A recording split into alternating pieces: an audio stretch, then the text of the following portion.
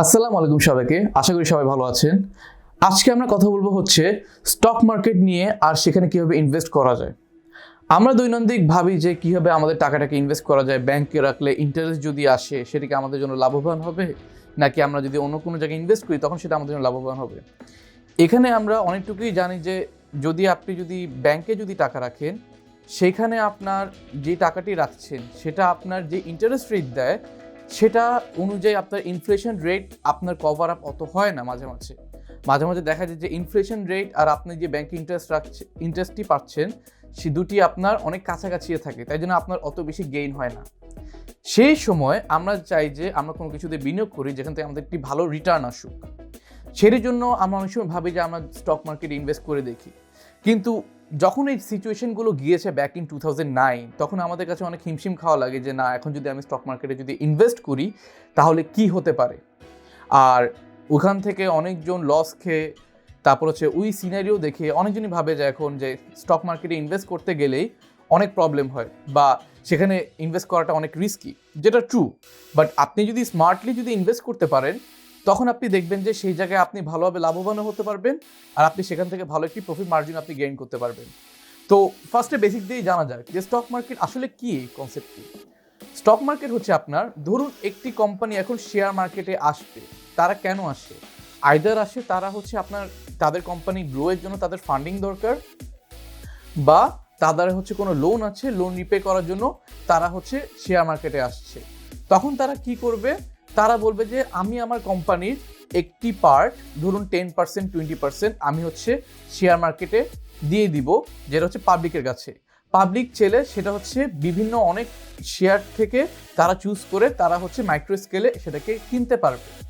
এটা যদি আমি ক্লিয়ারলি একটা ব্যাখ্যা দিই, সেটা আপনার ধরুন একটি কোম্পানি শেয়ার মার্কেটে আসছে, আসার সময় সেই কোম্পানিটি তার ভ্যালুয়েশন আপনার 300 কোটি টাকা। কোম্পানির ভ্যালুয়েশন মানে কোম্পানির অ্যাসেট, লাইবিলিটিস, গুডউইল সব কিছু ট্যাঞ্জিবল আর ইনট্যাঞ্জিবল অ্যাসেট সব মিলে সেটা যে ভ্যালুটা হয় সেটাকে ভ্যালুয়েশন বলে। সেই ভ্যালুয়েশনে ধরুন সে কোম্পানির ভ্যালু দাঁড়ালো 300 কোটি টাকার।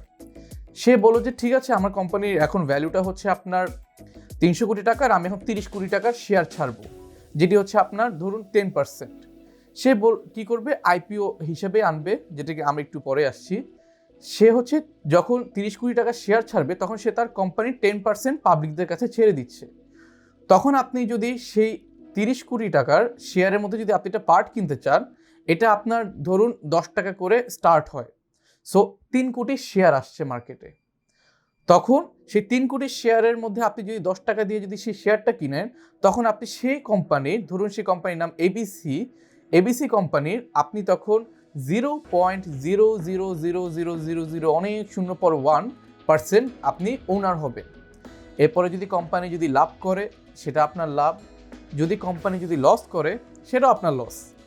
আবার অন্যদিকে কোম্পানিরা মেজরিটি টাইমস তাদের যে কোম্পানির যে ভ্যালুয়েশন থাকে সেটার খালি আপনার 10%, 20%, 30%, ম্যাক্স 45% পর্যন্ত ছাড়ে।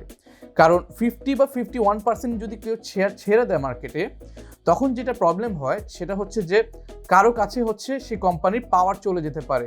কেউ যদি শেয়ার মার্কেট থেকে পুরো 51% শেয়ার কিনে ফেলে, তখন আপনার ওভারঅল প্রাইস বেড়ে যাবে একদিকে, আরেকদিকে সে চাইলে সেই কোম্পানির আপনার পার্সেন্টেজ দেখিয়ে বোর্ডের মধ্যে একটি পজিশন নিয়ে পুরো কোম্পানি ডমিনেট করতে পারে, যেটি একটি কোম্পানির যে ওনার থাকে বা যে গ্রুপ অফ ওনার্স থাকে তারা কেউ চায় না। তাই জন্য সবাই অল্প অল্প করে শেয়ার ছেড়ে তারপর মার্কেটে যে টাকাটা উঠে সেই টাকা দিয়ে ইনভেস্ট করে সেই কোম্পানিটাকে আরও গ্রো করে থাকে। সো সেই কোম্পানি তখন শেয়ার মার্কেটে আসার সময় তারা যেভাবে ব্র্যান্ড নিউ ভাবে আসছে, সেই ব্র্যান্ড নিউ শেয়ারটাকে বলা আইপিও বা ইনিশিয়াল পাবলিক অফারিং, যেটি একটি প্রাইমারি শেয়ার। সেই শেয়ারটি আপনি চাইলে কিনতে পারবেন ঢাকা স্টক এক্সচেঞ্জ থেকে। আইপিওতে বুক বিল্ডিং হয় সেখানে থ্রুতে।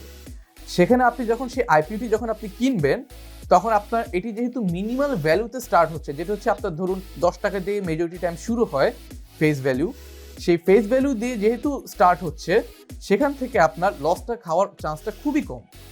কারণ এর নিচে প্রাইসটি যদি নেমে যায় তখন সেই শেয়ারটি আপনার অনেক সময় ডিলিস্টেড হয়ে যায়, সেগুলো নিয়ে আমরা অনেক পরে ভিডিওতে কথা বলবো।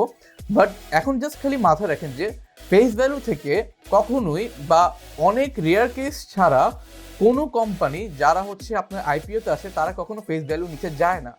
সো যেহেতু সেই কোম্পানিটি ফেস ভ্যালু নিচে যাচ্ছে না, তাই জন্যে আপনি যখন সেই শেয়ারটি কিনবেন প্রাইমারি শেয়ার হিসেবে, তখন আপনি এটা বাড়তেই থাকে আর আপনি সেখান থেকে একটি ভালো অ্যামাউন্টে প্রফিট করতে পারবেন।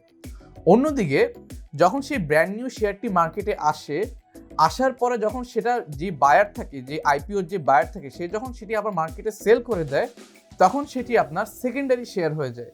কারণ ইউজুয়ালি প্রাইমারি শেয়ার আপনার আসার পরে যখন কেউ সেল করে, অবশ্যই লাভেই সেল করবে, তখন আপনি সেই শেয়ারটি সেকেন্ডারি মার্কেটে কিনছেন। কেনার পরে সেটি আপনার প্রাইসটা কমতেও পারে, বাড়তেও পারে, আর সেটির জন্যই আপনার তখন সেই শেয়ারে ইনভেস্ট করাটা একটু রিস্কি হয়ে যায়।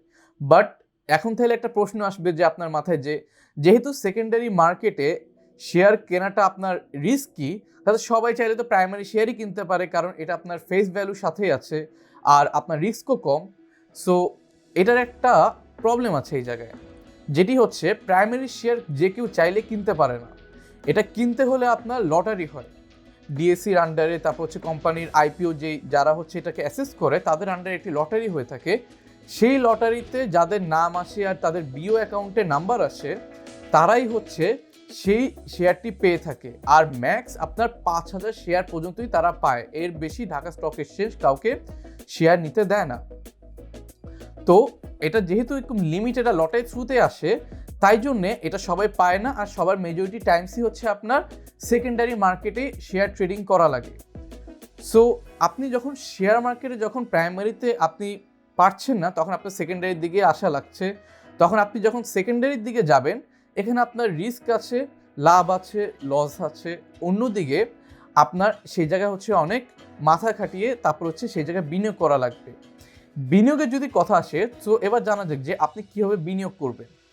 যদি আপনি স্টার্ট করতে চান, আপনি যদি বিগিনার হন, তখন আপনি স্টার্ট করতে পারেন 15-20 হাজার টাকা দিয়ে বা 5-10 হাজার টাকা দিয়েও স্টার্ট করা যায়। সেটা দিয়ে যেমন আমি হচ্ছে যখন ফার্স্টে ব্যাক ইন 2013 যখন আমি শেয়ার মার্কেটে এন্ট্রি করি, তখন হচ্ছে আমি স্টার্ট করি হচ্ছে আপনার 15-20 হাজার টাকা দিয়ে, যেটি বলতে গেলে একটি মিনিমাম ভ্যালুই শেয়ার মার্কেটে। আর অন্যদিকে এই টাকা দিয়ে যদি আপনি লস খান, এখানে আপনার লসটাও অনেক আপনার বেয়ারেবল থাকবে। আর যদি লাভ করতে পারেন, তখন আপনি আরও টাকা বিনিয়োগ করে তখন আপনি বুঝতে পারবেন শেয়ার মার্কেট কীভাবে কাজ করে, শেয়ার মার্কেটে কী কী হয় আর ইত্যাদি ইত্যাদি, সেগুলো জেনে তারপর হচ্ছে আপনি ইনভেস্ট করতে পারবেন।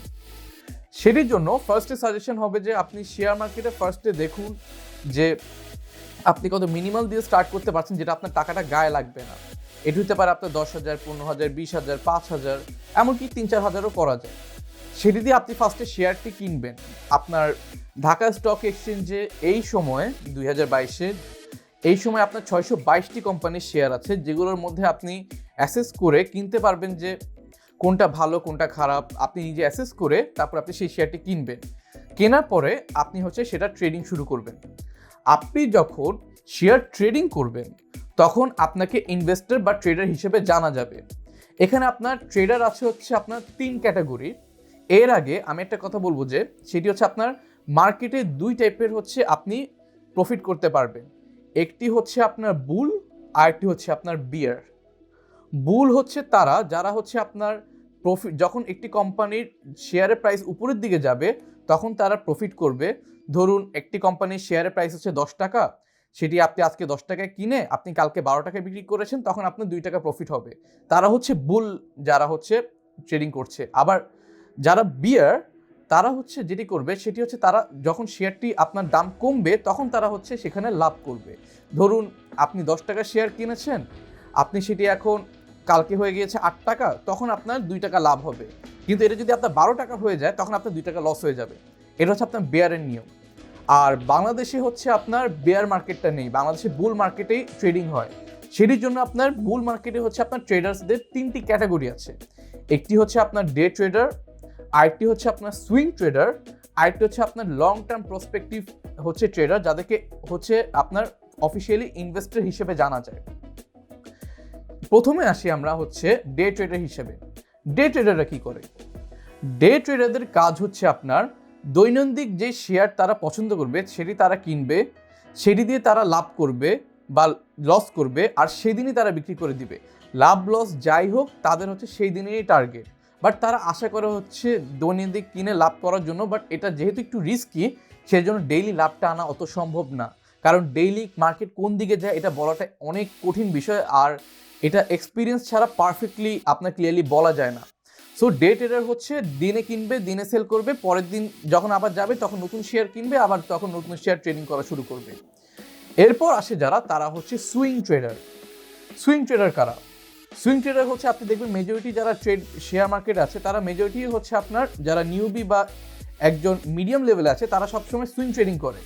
একটি শেয়ার দেখবে যেটা দেখে মনে হবে যে সেটা আন্ডার ভ্যালুড বা হচ্ছে সেটার দাম কম আছে মার্কেটে, তারা কিনে হচ্ছে বসে থাকবে। সেই ওয়েটিং পিরিয়ড হতে পারে আপনার 1 সপ্তাহ, 1 মাস, 2 মাস, 6 মাস, এরকম সময় ওয়েট করার পরে যখন সেই শেয়ারটি তাদের এক্সপেক্টেড প্রাইসটা রিচ করবে, যে না আমি সেটা 10 টাকা দিয়ে কিনেছি, আমি এখন এক্সপেক্ট করছি যে সেটা 4 মাস পরে হচ্ছে 25 টাকা যাবে, তখন তারা 4 মাস 5 মাস ওয়েট করবে। ওয়েট করার পরে তারপরে হচ্ছে তারা ওটাকে কিনে 4 মাস ওয়েট করে তারপর এটাকে সেল করে দিবে। সেল করে তারপরে সেখান থেকে যে প্রফিট পাবে সেটি হচ্ছে তাদের প্রফিট মার্জিনে অ্যাড হবে। সেটা হচ্ছে সুইং ট্রেডারদের কাজ। আর লাস্টলি যেটি আসে সেটি হচ্ছে আপনার লং টার্ম ইনভেস্টর বা যারা হচ্ছে আপনার লং টার্ম ট্রেডার হিসেবে বা লং টার্ম ইনভেস্টর হিসেবেও জানা যায়। তাদের কাজটি হচ্ছে আপনার একটি শেয়ার কিনবে, কিনে হচ্ছে সেটাকে আপনার পার্মানেন্টলি বা অনেক বছরের জন্য রেখে দিবে। 5 বছর, 6 বছর, 4 বছর, 10 বছর, সেরকম লং পিরিয়ডের জন্য রাখবে। আর তাদের এখানে শেয়ারের প্রাইস তারা হচ্ছে অনেক স্লোলি বাড়াবে। যেটি হচ্ছে আপনার ধরুন তারা একটা এক্সপেক্ট করলো যে এবিসি যে কোম্পানি আছে, আমি এক্সপেক্ট করতে পারি যে সেটি নেক্সট 10 বছরে একটি ভালো পজিশনে যাবে। আমি যে শেয়ার আজকে কিনলাম হচ্ছে 10 টাকায়, সেটি 10 বছর পরে 120-30 টাকার দিকে যাবে। তারা হচ্ছে সেই এক্সপেক্টেন্সিতে তারা সেই শেয়ারটিকে রেখে দিবে। আবার অন্যদিকে তারা এখান থেকে আবার ডিভিডেন্ডও পাবে। তো ডিভিডেন্ডটা কি সেটা আগে জানা যাক। ডিভিডেন্ডটি হচ্ছে আপনার প্রত্যেক কোম্পানি যে বাৎসরিক বা আপনার কোয়ার্টারলি যে লাভটি করে, সেখান থেকে সেই লাভের একটি অংশ শেয়ার হোল্ডার যারা থাকে তাদেরকে তারা হচ্ছে আবার দিয়ে দেয়। সেটি হতে পারে আপনার শেয়ারের প্রাইস বাড়িয়ে বা হচ্ছে আপনার তাদেরকে হচ্ছে শেয়ার দিয়ে। ব্যাক ইন 2014 আমার মনে আছে আমি যখন সিটি ব্যাংকের শেয়ার কিনে রেখেছিলাম, 2016 সালে এসে তারা আমাকে অ্যারাউন্ড 300 থেকে 400 শেয়ার এক্সট্রা দিয়েছিল, বিকজ তাদের ডিভিডেন্ডের মধ্যে সেটা অ্যাড হয়েছে। পরে সেই শেয়ার যখন আমি সেল করেছি সেখান থেকে আমার প্রফিট এসেছে, আর আমার যে শেয়ারও ছিল সেই শেয়ারেরও লং টাইমে আমার প্রাইস বেড়েছে। সো যারা হচ্ছে লং টার্ম ইনভেস্ট করে তারা হচ্ছে অনেক দীর্ঘমেয়াদী একটি ইনভেস্টমেন্ট তারা রেখে দেওয়ার পরে সেটি আস্তে আস্তে গ্র্যাজুয়ালি প্রতি বছর আপনার 10%, 15%, 12% এরকম করে বাড়তে থাকে। বাড়তে সেটার সাথে তাদের ডিভিডেন্ডও অ্যাড হয়ে তারপরে হচ্ছে তারা হচ্ছে সেই একটি পোর্টফোলিও ভালো একটি পজিশনে যায়। পজিশনে যাওয়ার পর সেটা তারা অনেক বছর পরে আইদার সেল করে দেয়, আর নইলে তারা এটা আরও লংজিভিটি হিসেবে তারা সেটাকে চালিয়ে রাখে। এখন আপনার যখন বিষয় আসবে, আপনি যেহেতু বিগিনার, আপনার জন্য প্রথমত ডে ট্রেডিংটা অনেক রিস্কি।